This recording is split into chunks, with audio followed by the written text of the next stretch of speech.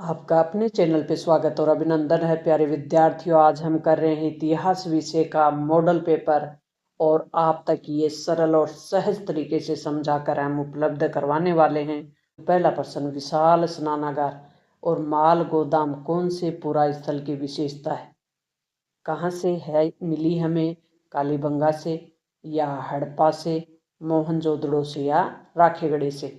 ये प्रश्न प्यारे विद्यार्थियों सिंधु घाटी सभ्यता से संबंधित है और सिंधु घाटी सभ्यता हमारा पहला चैप्टर है। इतिहास विषय को अगर आप अब तक भी नहीं पढ़ पाए तो भी आपके मार्क्स हैं वो बहुत अच्छे आएंगे, और अगर आपने पढ़ लिया है तो आप अपनी कमियों को दूर करें कि किस चैप्टर में हमारे प्रश्न हैं वो सही नहीं हो रहे। तो प्यारे विद्यार्थियों ये है मोहनजोदड़ो का क्या? विशाल स्नानागार वाला। नेक्स्ट प्रश्न, कौन से हड़प्पा स्थल पुरा स्थल से एक साथ दो अलग अलग फसलें उगाने का जो अवशेष है वो प्राप्त हुआ है? तो ये मिला है कालीबंगा से। प्रभावती गुप्ता एक महिला शासिका थी और इनके द्वारा दंगुल गांव किसे दान दिया गया था? तो आचार्य चन्नाल स्वामी। किन शासकों को उनके मात्र नाम से जाना जाता था? कौन से शासक थे जिनके नाम के आगे माता का नाम लगा होता था? तो ये सातवाहन शासक थे और आपने सुना होगा गौतमी पुत्र सातकर्णी। गौतमी उनकी माँ का नाम है, तो गौतमी उनकी माँ का नाम पहले जुड़ा हुआ है, इसलिए इनको कहते हैं मात्र नाम। बाबर की गुफाएं, बराबर की जो गुफाएं हैं वो कहाँ पे है? बिहार में है। बै और बिहार ऐसे याद कर लें। महावीर स्वामी से पहले जैन परंपरा में 23 तीर्थकर हुए थे, उन्हें क्या कहा जाता था?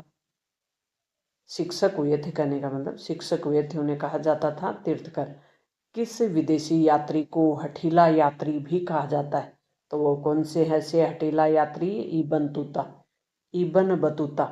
और ये इबन बतूता वो हैं जिनको काजी नियुक्त किया था मोहम्मद बिन तुगलक ने। तो हठीला यात्री भी इसी को कहते। वीर शैव परंपरा के प्रवर्तक कौन थे? तो ये थे बासवण्णा। शैव मत से संबंधित भक्ति आंदोलन के संत किस नाम से जाने जाते थे? शैव मत को मानने वाले नैनार के नाम से। विजयनगर के शासकों की उपाधि क्या हुआ करती थी? तो उनकी उपाधि राय हुआ करती थी। प्यारे विद्यार्थियों, हम्पी को राष्ट्रीय महत्व के स्थल के रूप में मान्यता कब मिली? तो 86 में मिली, 1986। आईने अकबरी, ये 86 है। आईने अकबरी की रचना किसने की? तो अबुल फजल ने की थी। असम के वे लोग जो जमीन के बदले राजा को सैनिक सेवा देते थे वो क्या कहलाते थे? तो अमीन कहला। ब्रिटेन के में कपास आपूर्ति संघ की स्थापना 1857 में हुई थी, तो ये थोड़ा मिसप्रिंट है, 1857 कर लें।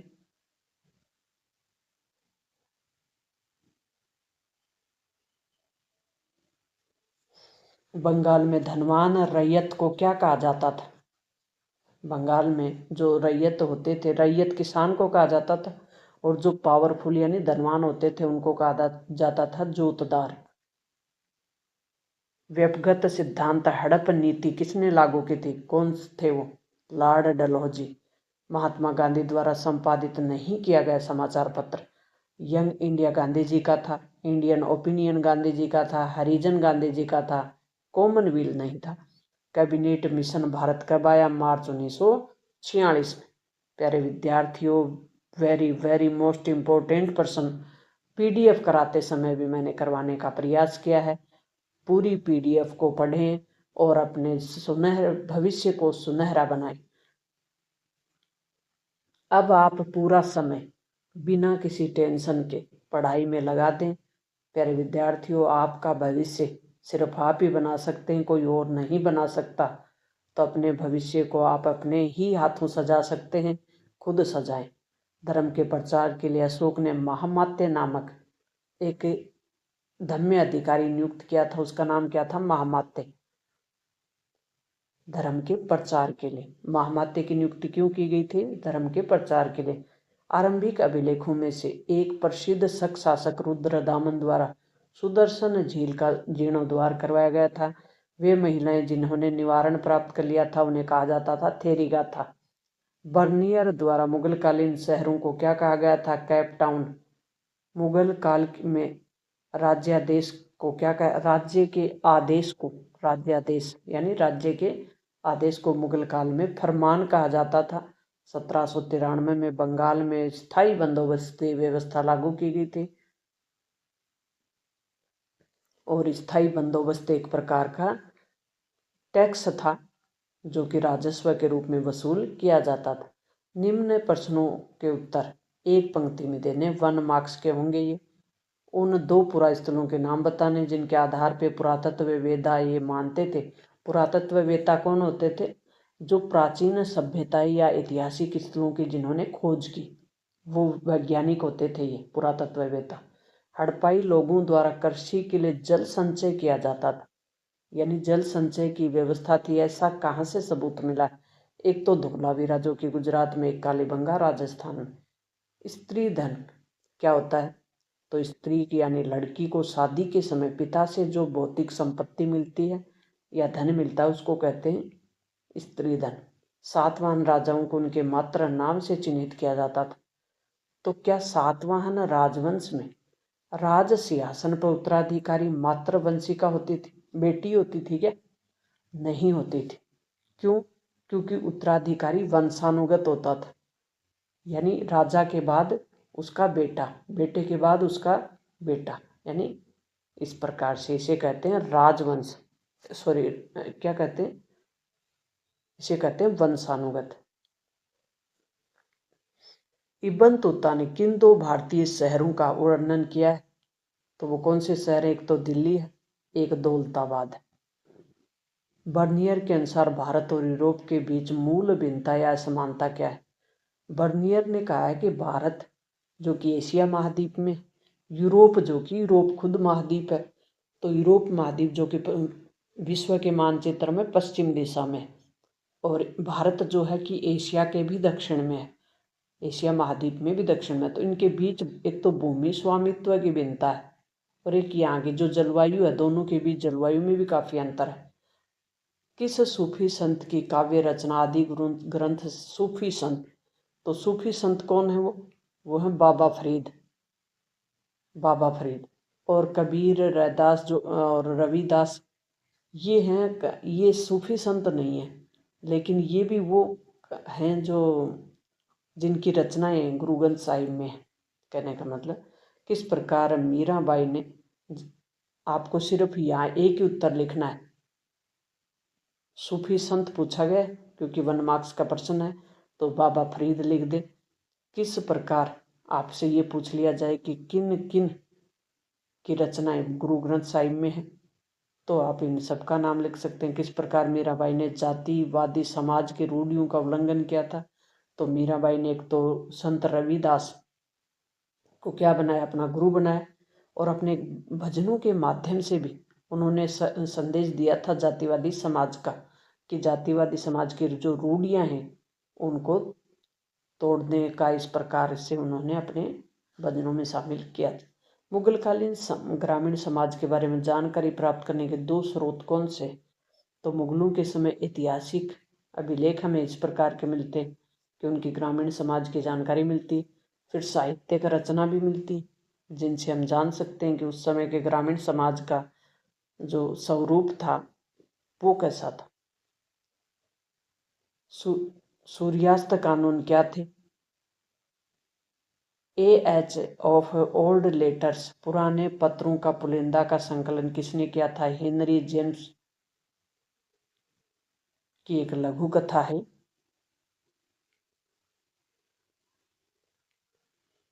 पृथक निर्वाचित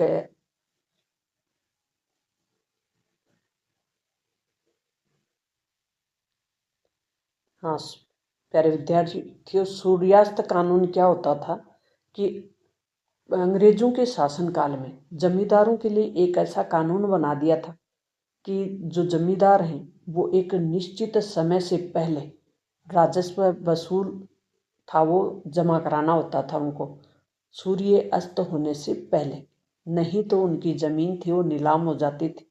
इसको कहा गया सूर्यास्त कानून, यानी सूर्य अस्त होने से पहले जो भी राशि बन रही थी वो जमा कराने का जो नियम था, कानून था, उसको सूर्यास्त कानून कहा गया। खंड ब होगा और इसमें लघुत्तरात्मक प्रश्न होंगे। शब्द सीमा 50 होगी। पहला प्रश्न, प्रयाग प्रशस्ति से संबंधित है। समुद्रगुप्त की चारित्रिक विशेषताएं किस प्रकार से बताई गई हैं? वीर योद्धा बताया है, महान राजा बताया, कि विद्वान शासक बताया। अभिलेख आज भी इतिहास जानकारी के मुख्य स्रोत हैं, बिल्कुल है। अभिलेखों से हमारे जो भी उस समय की ऐतिहासिक घटनाएं हैं, इतिहास क्या बीती हुई घटनाएं हैं, और अभिलेखों में ये दर्ज है कि उस समय के जो राजा होते थे उनकी रियासतों में किस प्रकार से उनका शासन प्रशासन चलता था, किस प्रकार से कानून पारित होते थे, कौन कौन से राजस्व वसूल किए जाते थे। तो अभिलेख बहुत सी जानकारी देते हैं। राजाओं द्वारा कौन से अच्छे कार्य किए गए, ये भी जानकारी मिलती है। वर्ण और जाति में अंतर। वर्ण व्यवस्था है वो कर्म पे आधारित है, और जाति है वो वंश और जन्म पे आधारित हो गई। जो जिस जाति में पैदा हो गया वो उसी जाति का हो गया। और वर्ण में क्या होता था, जो कर्म कर रहा है, जो काम अच्छे कर रहा है या बुरे कर रहा है, कर्म के आधार पर। उल्लूक और दावा में अंतर। उल्लूक कौन से होते थे, जो घोड़े पे डाक पहुंचाते थे, और दावा कौन से होते थे, जो पैदल चल के डाक पहुंचाते थे। तो उल्लूक और दावा में अंतर था। मंदिर स्थापत्य में गोपुरम है वो मंदिर के प्रवेश द्वार पे बना होता है। धार्मिक, उनका महत्व धार्मिक होता है। विजयनगर के शासक जल संचय के लिए जागरूक थे, ये कैसे पता चलता है हमें? तो उन्होंने बड़े बड़े जलाशय बनवाए, बड़े बड़े टैंक बनवाए, बांध बनवाए, नहरें बनवाई, कुएं भी बनवाए। मुगल काल में भूमि का वर्गीकरण। कितने भागों में भूमि? 4 भागों में बटी हुई थी। पोलज, परती, चाचर और बंजर। पोलज भूमि, परती भूमि, चाचर भूमि और बंजर भूमि। मुगलकालीन भूमि का वर्णन हो गया। 5वीं रिपोर्ट क्या थी? तो ईस्ट इंडिया कंपनी के शासन की प्रकृति का अध्ययन करने के लिए एक रिपोर्ट जारी की गई थी कि ईस्ट इंडिया कंपनी के काम करने का तरीका क्या है। तो उस पर एक रिपोर्ट जारी की गई, उसको कहा गया 5वीं रिपोर्ट। 1857 की क्रांति में शाहमल का योगदान क्या था? तो उन्होंने ईस्ट इंडिया कंपनी के खिलाफ जो विद्रोह था उसमें बड़ौत के राजाओं का नेतृत्व, जाटों का नेतृत्व किया था शाहमल ने। दमित जातियों के विकास के लिए संविधान सभा द्वारा कौन से सुझाव दिए गए? अनुच्छेद 15, 16 और 17 का सुझाव दिया। 15 में किसी भी जाति, धर्म, लिंग, वंश के आधार पर सार्वजनिक स्थल पे किसी भी व्यक्ति के साथ भेदभाव नहीं किया जाएगा। 16 अवसर की समानता की बात करता है। 17 अस्पष्टता के अंत की बात करता है। खंड स होगा और दीर्घ उत्तरीय होंगे। 100 शब्दों की सीमा होगी। क्या आप इस कथ्य से संबंधित सहमत हैं कि हड़प्पा सभ्यता शहरों में जल निकास की प्रणाली, नगर नियोजन की या व्यवस्था थी, योजना थी, बहुत सुंदर थी? बिल्कुल था। नालियाँ चौड़ी बनी होती थी, पक्की नालियाँ बनी होती थी, नगर नियोजन बहुत शानदार था। तो ये बताया हुआ जब मैंने पीडीएफ समझाई। हड़प्पा सभ्यता के पतन के लिए उत्तरदायी कारक कौन से थे? बाढ़ आ गई होगी। कुछ विचारकों ने माना कि बाढ़ से सभ्यता नष्ट हो गई होगी। कुछ ने माना कि जलवायु परिवर्तन होने से हो गई। कुछ ने माना कि नदियाँ सूख गई थी। कुछ ने माना कि वनों की कटाई होने से ये जो सभ्यता है ये नष्ट हो गई। कुछ विद्वान ये भी मानते हैं कि सरस्वती नदी ने अपना मार्ग बदल लिया था, इसलिए भी ये सभ्यता नष्ट हो गई। इनमें से प्यारे विद्यार्थियों, आपका कितना जो कंटेंट है वो क्लियर हो रहा है, आपकी कितनी मदद हो रही है वो कमेंट बॉक्स में ज़रूर लिखें। और आपके जो एग्ज़ाम में कितनी मदद यहाँ से हो पाई, क्या आपने इसके बाद इम्प्रूव करने की कोशिश की, वो भी लिखें कि आपके मेरा प्रयास है आपके लिए कितना कारगर रहा। कहने का मतलब ये है, मुझे मेरे प्रयास को जानना है कि आपके लिए मैं जो मेहनत कर रही हूँ क्या वास्तव में उपयोगी है, और अगर नहीं है तो फिर मेरे करने का कोई औचित्य नहीं है। नेक्स्ट प्रश्न है कि कबीर दास आज भी उन लोगों के लिए प्रेरणा स्रोत हैं जो सत्य की खोज में रूढ़िवादी, धार्मिक, सामाजिक संस्था, विचारों, व्यवहारों पर को प्रश्नवाचक दृष्टि से देखते हैं। तो बिल्कुल कबीर जी के विचार हैं, आज भी कबीर जी के दोहों के माध्यम से उन जो प्राचीन समय की रूढ़ियाँ हैं उन पे कटाक्ष कर रहे हैं, सामाजिक धार्मिक संस्थाओं पे कर रहे हैं, विचारों पर प्रश्नवाचक चिन्ह लगा रहे हैं, बिल्कुल लगा रहे हैं। कर्नाटक की वीर शैव परंपरा पर टिप्पणी 1857 के समय धार्मिक विश्वासों की किस हद तक भूमिका थी। और फिर विद्रोहियों के बीच एकता स्थापित करने के लिए कौन कौन से तरीके अपनाए जा रहे थे। तो विद्रोहियों को से आह्वान किया जा रहा था कि आप जाति धर्म से परे होकर जो क्रांति है इसको सफल बनाने का प्रयास करें। उद्देश्य प्रस्ताव किन आदर्शों पे जोर देता है। तो संप्रभुता, लोकतांत्रिक गणराज्य, सामाजिक, आर्थिक और राजनीतिक न्याय पे जोर देता है। विचार, अभिव्यक्ति, विश्वास, धर्म और उपासना की स्वतंत्रता पे जोर देता है। व्यक्ति की गरिमा और राष्ट्र की एकता और अखंडता पे जोर देता है। बंधुत्व की भावना, भाईचारे की भावना पे जोर देता है। तो ये आदर्श हैं उद्देश्य प्रस्ताव के। खंड द हर खंड द में जो प्रश्न है 4 मार्क्स के प्रश्न है। 4 मार्क्स वाले प्रश्नों में सांची की खोज के से संबंधित है। और स्तूप क्यों कैसे बनाए जाते थे। स्तूप गोलाकार होते थे और बौद्ध धर्म की एक महत्वपूर्ण धार्मिक रचना है। और स्तूप का निर्माण बुद्ध के अवशेष यानी जो बची हुई चीज़ें, अवशेष का मतलब उनको संरक्षित करने, उनकी शिक्षाओं का सम्मान करने, शांति के प्रतीक के रूप में भी स्तूपों को बनाया गया था। असहयोग आंदोलन पे टिप्पणी लिखनी है। गांधी जी का असहयोग आंदोलन 1920 में शुरू होता है। और क्यों होता है। रॉलेट एक्ट के विरोध में, जलियांवाला बाग हत्याकांड के विरोध में क्योंकि ये वैसी घटनाएं थी। जलियांवाला बाग हत्याकांड बड़ा ही विभत्स घटना थी। गांधी जी इससे बहुत ज़्यादा प्रभावित हो जाते, मतलब दुखी हो जाते। और वो रॉलेट एक्ट के बाद पूरी तरह से मान लेते हैं कि अब हमें अंग्रेजी सरकार का सहयोग नहीं करना। और 1920 में असहयोग आंदोलन शुरू कर देते हैं। तो गांधी जी का असहयोग आंदोलन 1922 तक चलता है। 1922 में चोरा चोरी घटना के बाद स्थगित कर दिया जाता है, क्योंकि गांधी जी मानते थे कि आंदोलन पूरी तरह से अहिंसक हो, कोई मारकाट नहीं हो। लेकिन वो घटना होने के कारण गांधी जी दुखी होते हैं और उसको बंद कर देते हैं। भारतीय स्वतंत्रता संग्राम में महात्मा गांधी के योगदान का वर्णन कीजिए। तो गांधी जी कब आते हैं भारत। 9 जनवरी 1915 को भारत आते हैं। उसके बाद 3 सत्याग्रह चलाते हैं। पूरा भारत का भ्रमण करते हैं। भारत भ्रमण के बाद वो 3 सत्याग्रह करते हैं, चंपारण, खेड़ा और अहमदाबाद। उसके बाद असहयोग आंदोलन, सविनय अवज्ञा आंदोलन, भारत छोड़ो आंदोलन और करो या मरो का नारा देते हैं। तो ये याद कर लें। भारत के मानचित्र में निम्न स्थलों को बढ़ना। साबरमती गुजरात में है, अजंता महाराष्ट्र में, प्रयाग उत्तर प्रदेश में, दौलताबाद और बनवाली हरियाणा में है, चंपारण बिहार में है, सांची मध्य प्रदेश में, हम्पी कर्नाटक में, कालीबंगा राजस्थान में है, अवध उत्तर प्रदेश में है। प्यारे विद्यार्थियों, अब जो समय है वो हमारे लिए बहुत कीमती है। समय की वैल्यू बहुत बड़ी होती है। समय कभी लौट कर नहीं आता, ये हमने हमेशा सुना है और ये बिल्कुल सच है कि समय कभी भी पकड़ा नहीं जा सकता, कभी समय को हम रोक नहीं सकते। समय अपनी गति से चलता है, हमें समय के साथ चलना है, दौड़ना है। तो उसका जो समय की जो वैल्यू है उसको पहचाननी होगी। पहला प्रश्न बोल रहा है कि प्रश्नों में से 1 से 18 तक के उत्तर का सही विकल्प चयन कर उत्तर पुस्तिका में लिखिए। और प्रत्येक जो क्वेश्चन है उसका मार्क्स है वो 1 है। हड़प्पा सभ्यता की सबसे विशिष्ट पूरा वस्तु क्या है। पूरा वस्तु आपको पता है कि हड़प्पा सभ्यता क्या थी।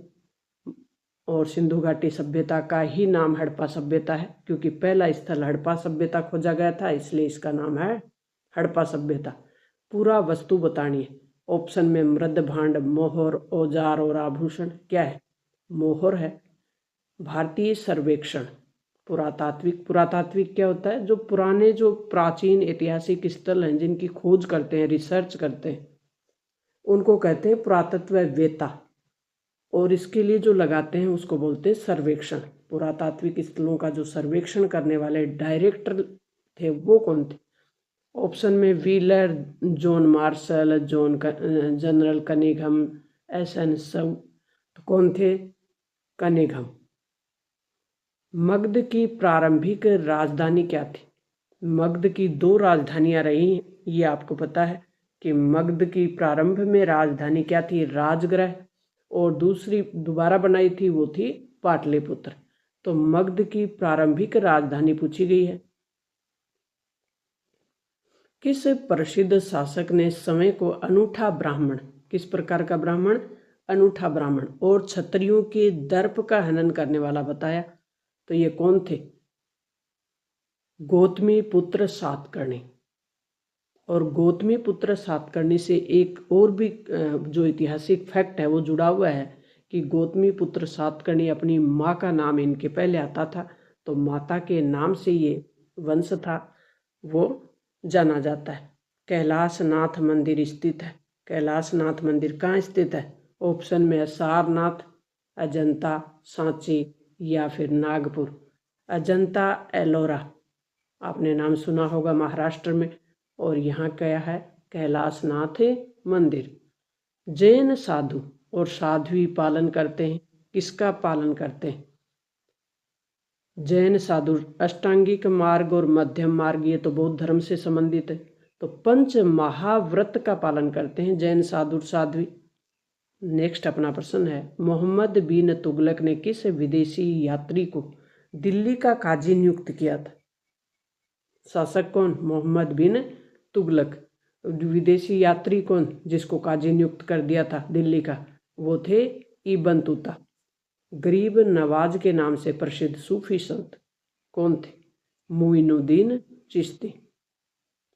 खालसा पंथ की स्थापना, खालसा पंथ का संबंध है वो सिख धर्म से है, और इसकी स्थापना करने वाले कौन थे? गुरु गोविंद सिंह। नेक्स्ट है, विजयनगर के सभी राजकीय आदेशों पर भाषा कौन सी, लिपि कौन सी? कन्नड़। किस लिपि में अंकित किया जाता था? कन्नड़ लिपि में। क्या अंकित किया जाता था? विरूपाक्ष। कौन से साम्राज्य में? विजयनगर साम्राज्य में। हम्पी ने, हम्पी कहाँ पे है ये ध्यान रखें।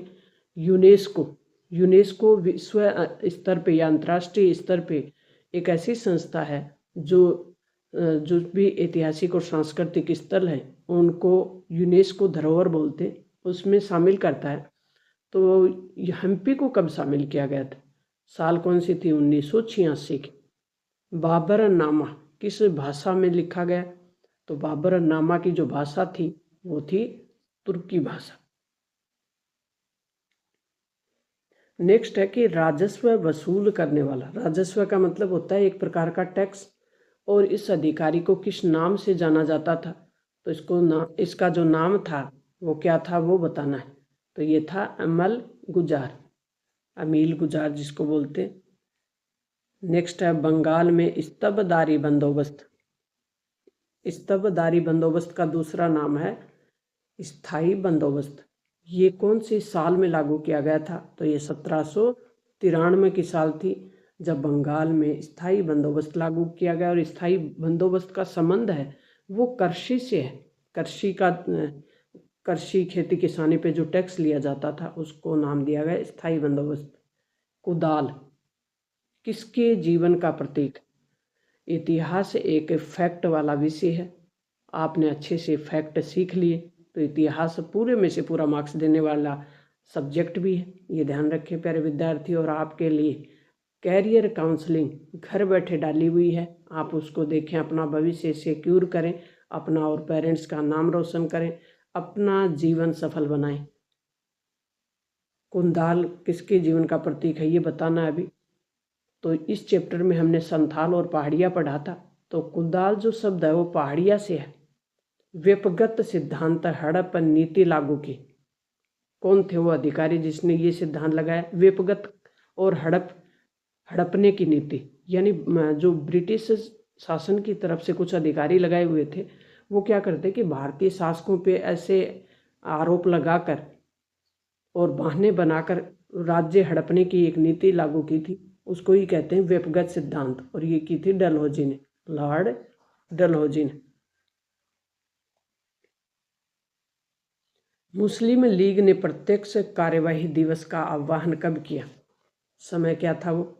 16 अगस्त का था, साल 1946 थे प्रत्यक्ष कार्यवाही दिवस। गांधी जी के राजनीतिक परामर्शदाता कौन थे? तो गांधी जी के राजनीतिक परामर्शदाता कौन थे? गोपाल कृष्ण गोखले। रिक्त स्थानों की पूर्ति वाले प्रश्न होंगे और रिक्त स्थानों की पूर्ति वाला प्रश्न पर क्वेश्चन 1 मार्क्स का होगा। सुदर्शन झील का निर्माण 5वीं शताब्दी में अभिलेख जिसपे रेशम बुनकरों की एक श्रेणी का वर्णन मिलता है। बौद्ध दर्शन के अनुसार विश्व क्या है? दान में दिया गया राजस्व क्या कहलाता था? बर्नियर ने मुगलकालीन शहरों को क्या नाम दिया? सीमांकन के बाद संथालों की बस्तियां बड़ी तेजी से बढ़ी। इसको हमने हल कर लिया है और अब हम आपको इनके आंसर बताने वाले। रिक्त स्थानों में पहले हम सुदर्शन झील का पुनर्निर्माण किसने करवाया था? रुद्रदामन ने। 5वीं शताब्दी में एक मंदसौर अभिलेख मिलता है जिसमें रेशम बुनकरों की एक श्रेणी, कौन से बुनकरों की? रेशम बुनकरों की। अभिलेख कौन सा? मंदसौर। बौद्ध दर्शन के अनुसार विश्व क्या है? अनित्य है। दान में दिया गया राजस्व अग्रहार कहलाता था। क्या कहलाता था? अग्रहार। बर्नियर ने मुगलकालीन शहरों को शिविर नाम दिया था, शिविर। और दाहिन एको के सीमांकन के बाद संथालों की बस्तियां तेजी से बढ़ी। नेक्स्ट अपने प्रश्न है 1 से लेकर 6 तक और ये हैं पर क्वेश्चन 1 मार्क्स के।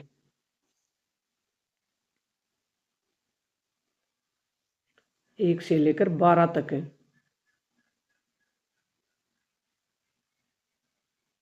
इनको भी हमने हल कर लिया है कि मिट्टी से बने हुए हल हैं, उनका प्रतिरूप कहाँ से मिला है? मिट्टी के बने हुए हलों के प्रतिरूप हमें मिले हैं हरियाणा के बनवाली से। स्त्री धन को परिभाषित कीजिए। स्त्री धन किसे कहते थे इतिहास में? जो माता पिता द्वारा दी गई भौतिक संपत्ति होती है और वो लड़की को कब मिलती है? विवाह के समय, वो स्त्री धन कहलाती है। विवाह के समय जब माता पिता द्वारा लड़की को भौतिक संपत्ति मिलती है उसको स्त्री धन कहते हैं। अच्छे से याद कर ले। पुरुष सूक्त कहाँ से लिया गया है? ऋग्वेद के 10वें खंड से। अलबरूनी का जन्म कहाँ हुआ था? तो 973 ईस्वी थी। और कहाँ हुआ? उज्बेकिस्तान में। ताराबद क्या था? तो एक बाजार होता था जिसमें महिला और पुरुष गायक होते थे। बाबा फरीद की काव्य रचनाएं कौन सी ग्रंथ में संकलित है ये बताना है। किसकी? बाबा फरीद की गुरु ग्रंथ साहिब में। जजिया क्या था? जजिया एक धार्मिक कर हुआ करता था, धार्मिक टैक्स। खेतीहर किसान जमीन की हदों की पहचान कैसे करते थे? तो खेतीहर किसान कैसे करते कि जमीन में ईंट और पत्थर रख देते, कांटे लगा देते और उनसे उनकी पहचान करते। संथाल विद्रोह है वो कब और किसके नेतृत्व में हुआ? तो 30 जून 1855 को हुआ। संथाल विद्रोही नेता कौन थे? सिद्धू मुर्मू और कान्हू मुर्मू। असहयोग आंदोलन गांधी जी को वापस क्यों लेना पड़ा? चोरा चोरी घटना के कारण। चोरा चोरी घटना जगह थी उत्तर प्रदेश में, वहाँ पे ये जो आंदोलन था ये हिंसक हो गया था। एक जो पुलिस थाना था उसमें आग लगा दी जाती है, तो गांधी जी नहीं चाहते थे कि आंदोलन के दौरान कोई हिंसा हो, इसलिए चोरा चोरी घटना के कारण असहयोग आंदोलन गांधी जी को वापस लेना पड़ा। शक्तिशाली केंद्र के पक्ष में संविधान सभा के कौन कौन से सदस्य थे ये बताना है। डॉक्टर भीमराव अंबेडकर चाहते थे कि केंद्र शक्तिशाली रहे, के एम मुंशी चाहते थे और अल्लादी कृष्ण स्वामी अय्यर भी चाहते थे। तो इन तीनों का नाम आता है कि ये एक शक्तिशाली केंद्र के पक्ष में थे कि भारत संघीय व्यवस्था में तो रहे लेकिन साथ ही साथ केंद्र को अधिक शक्तियां मिले, ऐसा इनका मानना था। खंड ब में 50 शब्द वाले प्रश्न होंगे कि शब्द सीमा 50 हो, अंक भार इनका 2 होगा। अब हम इनको सरल हल करेंगे। मगध के शक्तिशाली महाजनपद के रूप में उदय होने के क्या कारण थे? मगध के पास, मगध क्या था? एक महाजनपद हुआ करता था। पहले 16 महाजनपदों का उल्लेख मिलता है, ये तो आपको ध्यान ही है। तो क्या कारण था कि मगध ही शक्तिशाली था? तो मगध के पास लौह अयस्क की खानें थी, वो बहुत थी। फिर गंगा नदी, गंगा और उसकी सहायक नदियों का ये भूभाग था और यहाँ की मिट्टी थी वो उपजाऊ थी। अशोक के धम्य और उसकी कल्याणकारी अवधारणा क्या थी? तो अशोक का धर्म था वो कल्याणकारी कार्य करता था और इसमें जैसे पेड़ लगाना और धार्मिक जो भी हुआ करते थे, गुरु उनको नियुक्त करना, धर्म का प्रचार प्रसार करना, तो काफ़ी धार्मिक कार्य किए थे। धर्मशालाएं बनाना अशोक के धार्मिक कार्य। गोत्र प्रणाली के 2 नियम क्या थे? तो गोत्र प्रणाली के 2 नियम हुआ करते थे। उसमें ये था कि जो महिलाएं हैं वो शादी के बाद पिता के गोत्र को छोड़कर पति के गोत्र को मानेंगी। फिर दूसरा एक गोत्र की जो शादी की प्रणाली थी उसको भी तय कर दिया गया। बर्नियर ने भूमि पर राज्य के स्वामित्व और राज्य और उसके निवासियों के दोनों के लिए हानिकारक क्यों माना? क्योंकि इससे कृषि का विनाश होगा। फिर भूस्वामित्व, जो भी किसान होते थे उनका शोषण करते थे, भूमि के स्वामी होते थे वो किसानों का शोषण और उत्पीड़न भी करेंगे, ऐसा उनका मानना था। आप कैसे कह सकते हैं कि विजयनगर के प्रधानमंत्री राम राय द्वारा सुल्तानों के प्रति अपनाई गई नीति थी वो जोखिमपूर्ण थी? तो विजयनगर के साम्राज्य के प्रधानमंत्री थे राम राय। उनके द्वारा जो नीति अपनाई गई उस समय के सुल्तानों के साथ वो वास्तव में खतरनाक थी, जोखिमपूर्ण थी। क्यों? क्योंकि वो एक दूसरे से जुड़कर उन्हें कमज़ोर करते और फिर उन्हें ख़त्म करने की कोशिश करते। विजयनगर में कृषि क्षेत्रों को किलेबद्ध भूभाग में क्यों समाहित किया गया? क्योंकि ताकि कोई युद्ध हो तो अग्रिम पंक्ति में ही दुश्मन को रोका जा सके, इसलिए किलेबंद भूभाग में ही समाहित किया जाता था। खुद कास्त और पाही कास्त क्या कौन से किसान हुआ करते थे? खुद मतलब खुद की होती थी भूमि, उस पे खेती करते थे और अपने ही एरिया में करते थे, बाहर नहीं जाना पड़ता था, तो वो तो कहलाते थे खुद कास्त। पाही कास्त जो कि मजदूरी के रूप में दूसरे की जमीन लेते और फिर उस पे खेती करते तो उसको कहते थे पाही कास्त।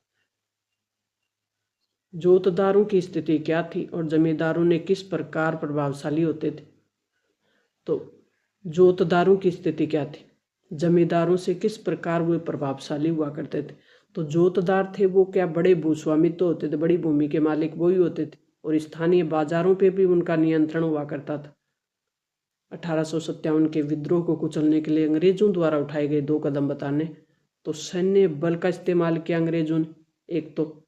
दूसरा पॉइंट हम बनाएंगे कि मार्शल लॉ लागू कर दिया विद्रोहियों को कमज़ोर करने के लिए 1857 में अंग्रेजों ने, अंग्रेजी प्रशासन ने, कहने का मतलब। तो सैन्य बल इस्तेमाल किया और मार्शल लॉ लागू कर दिया और भी बहुत सा किया, जैसे कि विद्रोह करने वाले जो लोग थे उनको गिरफ्तार करना, उन पे अपनी नज़र रखना, ये सारे काम थे। आदिवासियों का प्रसिद्ध वक्ता कौन था और किस बात पे बल दिया? तो बिरसा मुंडा थे जो आदिवासियों के सर्वे सर्वा बने हुए थे। जीवन भर इन्होंने जुल्म और शोषण के विरुद्ध संघर्ष किया।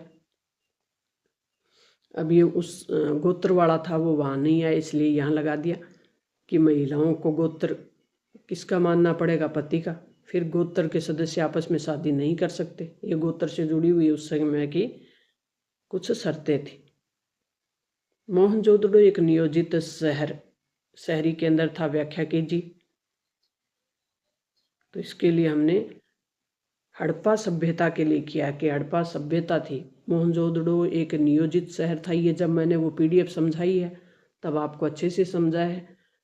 अब हम करेंगे हड़प्पा सभ्यता का अंत किन कारणों से हो जाता है? तो इस माना जाता है कि जलवायु परिवर्तन हो गया होगा, नदियों में बाढ़ आ गई होगी, या नदियाँ सूख गई होंगी, या वनों की कटाई हो गई होगी, तो नदी ये हड़प्पा सभ्यता है वो खत्म हो गई होगी। किस प्रकार मीरा ने जातिवादी समाज की रूढ़ियों का उल्लंघन किया? मीराबाई के जीवन को जब हम पढ़ते हैं तो हम बता सकते हैं कि मीराबाई ने किस प्रकार जातिवादी जो समाज था उसकी रूढ़िवादी जो परंपराएं थी उनका विरोध किया, और उन्होंने जो शादी का बंधन था, जो उसके पति खत्म हो जाते हैं तो दोबारा उन पे दबाव बनाया गया, उनको भी उन्होंने नहीं माना, बहुत सी चीज़ों को नहीं माना, यानी उन्होंने अवहेलनाएं की, वो सब बतानी। 1857 की क्रांति के लिए उत्तरदायी 2 राजनीतिक कारण बताने। क्रांति हुई क्यों थी? तो सहायक संधि के द्वारा राजाओं पर नियंत्रण करने की कोशिश की गई, यानी भारतीय राज्यों को नियंत्रित किया। व्यपगत यानी हड़पने वाली नीति और भारतीय राज्यों को हड़पने के कारण प्रमुख राजनीतिक कारण माने जाते हैं और राजाओं को परेशान किया जाता था इस नीति के तहत। इसलिए 1857 की क्रांति थी वो विद्रोह के रूप में सामने आती है। नेक्स्ट प्रश्न है 3 मार्क्स वाला कि संविधान सभा के ऐसे 2 प्रमुख अभिलक्षण बताने जो संविधान सभा में काफी हद तक उन पे सहमति बन गई थी। तो एक तो था सार्वभौमिक वयस्क मताधिकार। सार्वभौमिक वयस्क मताधिकार क्या होता है? 18 वर्ष से ऊपर का प्रत्येक भारतीय। उस समय 21 वर्ष तय की गई थी। ये तो 69 का संविधान संशोधन किया गया है,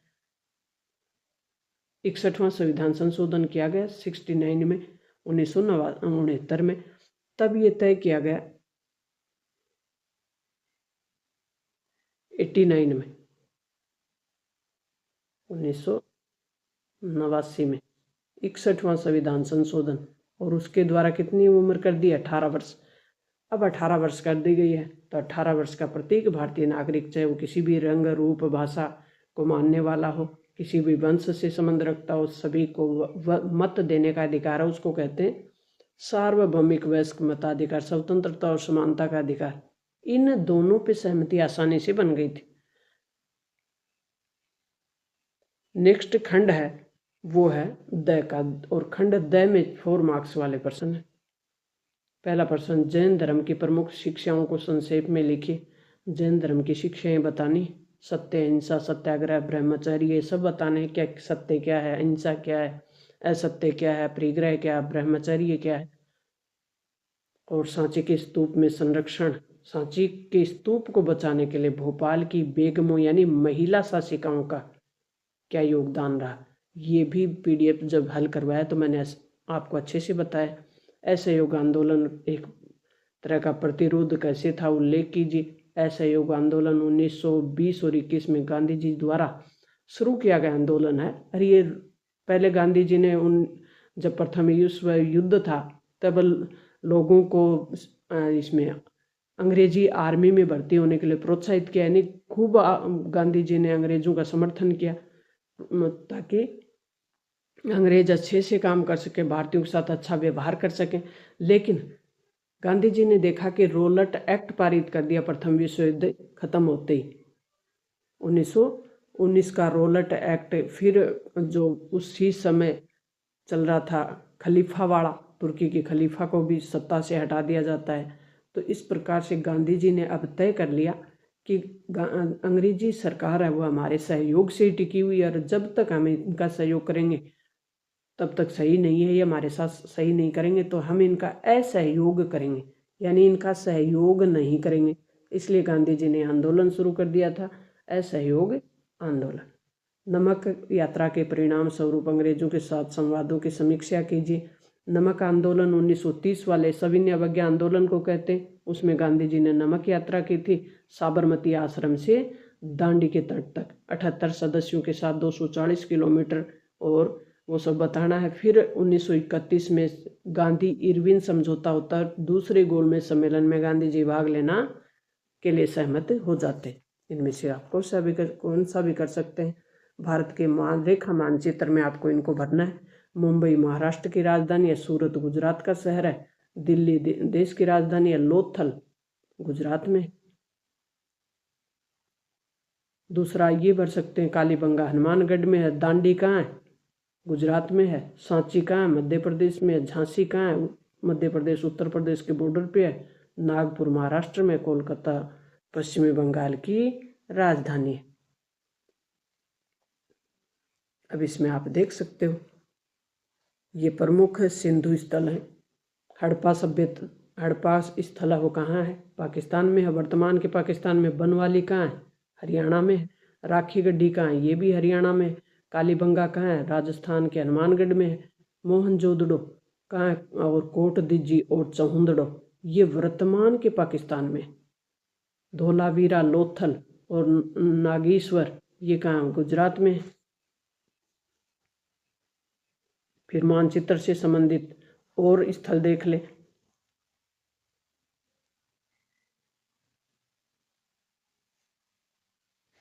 श्रावस्ती कहाँ है, उत्तर प्रदेश में। कुशीनगर और सारनाथ ये सब कहाँ, उत्तर प्रदेश में। बोध गया बिहार में है। भरहुत मध्य प्रदेश में। सांची मध्य प्रदेश में। नासिक महाराष्ट्र में। अजंता महाराष्ट्र में। अमरावती आंध्र प्रदेश की राजधानी है, कहाँ पे है, अमरावती। और नागर अर्जुन कोंडी दोनों कहाँ हैं, आंध्र प्रदेश में है। राष्ट्रीय आंदोलन से संबंधित प्रमुख स्थलों को जब हम भरते हैं इसमें इतिहास के मानचित्र में, तब हमें इन स्थानों का ध्यान रखना होगा। अमृतसर, लाहौर वर्तमान के पाकिस्तान में है। अमृतसर कहाँ है? पंजाब में है। मेरठ कहाँ? उत्तर प्रदेश में है। बरेली भी उत्तर प्रदेश में है। आगरा भी उत्तर प्रदेश में। कानपुर उत्तर प्रदेश में। चोरा चोरी भी उत्तर प्रदेश में है। बनारस उत्तर प्रदेश में। चंपारण बिहार में है। वर्धा महाराष्ट्र में है। कटक उड़ीसा में है। कटक कहाँ है? उड़ीसा में है। साबरमती गुजरात में है। खेड़ा गुजरात में है। बारदोली गुजरात में है। दांडी गुजरात में। मुंबई, पूना, सतारा ये महाराष्ट्र में। मैप भी प्यारे विद्यार्थियों इतिहास का आपको समझाने का प्रयास किया। मुझे उम्मीद है कि आपके अच्छे मार्क्स आएंगे, आप अच्छे से तैयारी करें। मिलते हैं नेक्स्ट और महत्वपूर्ण सब्जेक्ट के साथ। तब तक थैंक्स, ऑल द बेस्ट।